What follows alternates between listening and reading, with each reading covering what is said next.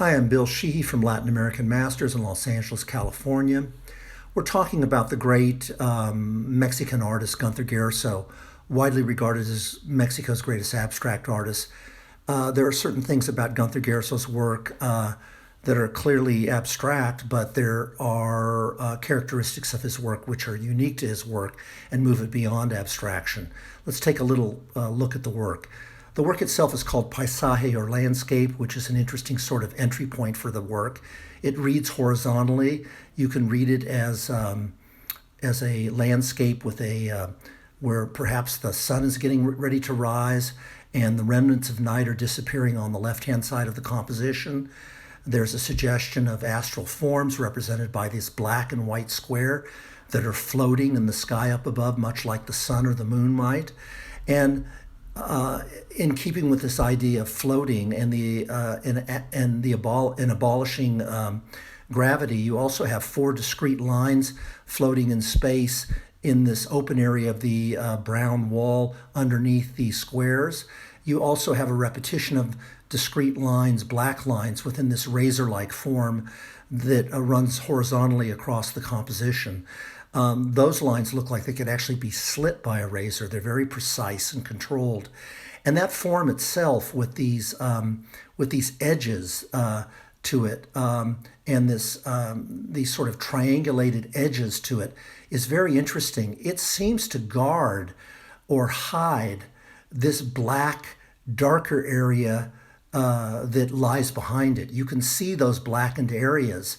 And you can also see the way in which Gerzso has darkened the lower edges of this razor-like form to suggest that the form itself is floating and above and lies well above this wall-like area and the deeper recesses of the composition.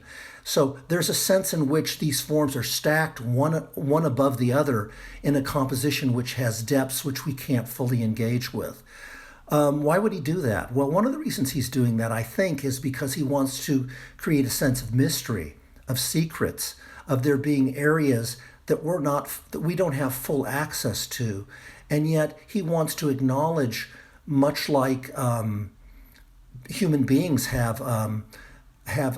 may have a sense of themselves, and we may think that we know people, but in psychoanalytic terms, we know that the unconscious and subconscious represent areas of consciousness that we're not fully aware of. And so his work is in some ways acknowledging these sorts of mysteries.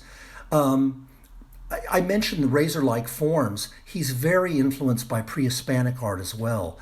This razor-like form is not only in its shape reminiscent of some of the stone forms that you find in pre-Hispanic objects, particularly in some of the obsidian forms of cut stone, but a lot of the ancient archaeological sites themselves are made from cut stone and characteristically feature very sharp silhouettes. Gerzso has incorporated this aspect of the ancient Americas into his work in a way that's interesting because he ends up creating works that appear in some sense to have this connection with timelessness, cultures that go back thousands of years, and yet the work feels very modern at the same time. So when you look at Gunther Gerzso's work, you're looking at work which has this geometry, this relationship to cubism. It has a relationship to landscape, the landscape of the mind, the landscape of the body, the idea of deep space and mystery. These are some of the ideas that Gerzso works with in his work. I hope you've enjoyed this brief conversation on Gunther Gerzso. If you'd like to learn more, please visit our website. Thank you very much.